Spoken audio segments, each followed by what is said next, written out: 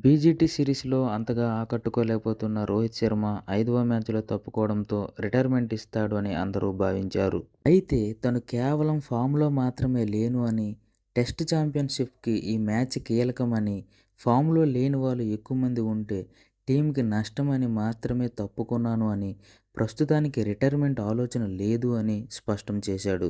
దీంతో test మ్యాచ్‌లకు Rohit Sharma retirement అన్న వార్తలకు తెరదించినట్లు అయింది. గత 2, 3 సిరీస్‌ల నుండి వరుసగా విఫలం కావడంతో మాజీ ప్లేయర్స్ కూడా రిటైర్మెంట్ ఇచ్చి యువ ఆటగాళ్లకి అవకాశం ఇవ్వాలని చెబుతున్నారు.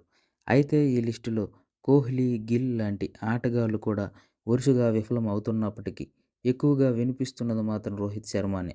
నిజానికి 2024 టెస్టుల్లో జైస్వాల్, గిల్ తర్వాత రోహిత్ శర్మనే ఇండియా తరపున టాప్ స్కోరర్.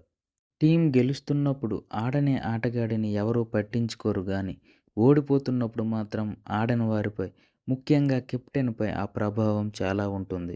ప్రస్తుతం రోహిత్ శర్మ ఫామ్‌లో లేక బిగ్ స్కోర్స్ చేయడానికి ఇబ్బంది పడుతూ ఉన్నప్పటికీ, ప్రపంచ క్రికెట్‌లోనే ఓపెనర్‌గా సక్సెస్‌ఫుల్ అయిన బ్యాట్స్‌మన్. వన్డే మ్యాచుల్లో డబుల్ సెంచరీనే చాలా కష్టం అనుకుంటే, అటువంటి 3 డబుల్ సెంచరీలు చేశాడు. 2020లో 5 సెంచరీలు చేసిన మొదటి బ్యాట్స్‌మన్. కేవలం ఆటగాడిగానే కాకుండా కెప్టెన్‌గా కూడా సక్సెస్‌ఫుల్ అయ్యాడు. ముంబై ఇండియన్స్‌కు 5 కప్పులను, ఇండియాకు ఛాంపియన్స్ ట్రోఫీని, 2020 వరల్డ్ కప్‌ను, వన్డే వరల్డ్ కప్‌లో ఫైనల్ వరకు తీసుకెళ్లిన మోస్ట్ సక్సెస్‌ఫుల్ కెప్టెన్. ఇవే కాకుండా చాలామంది ఆటగాళ్లు సెంచరీ కోసమో, రికార్డ్స్ కోసమో ఆడితే ఒక్క రోహిత్ శర్మ మాత్రమే టీం కోసం ఆడతాడు. బీజీటీ సిరీస్‌లో కూడా ఫస్ట్ టెస్ట్ మ్యాచ్‌లో ఓపెనర్స్ బాగా ఆడారని, నెక్స్ట్ మ్యాచ్‌ల్లో మిడిల్ ఆర్డర్‌లో దిగాడు. చివరి మ్యాచ్‌లో టెస్ట్ ఛాంపియన్‌షిప్‌కి చాలా అవసరమని కెప్టెన్‌గా ఉన్నప్పటికీ పక్కకి తప్పుకున్నాడు.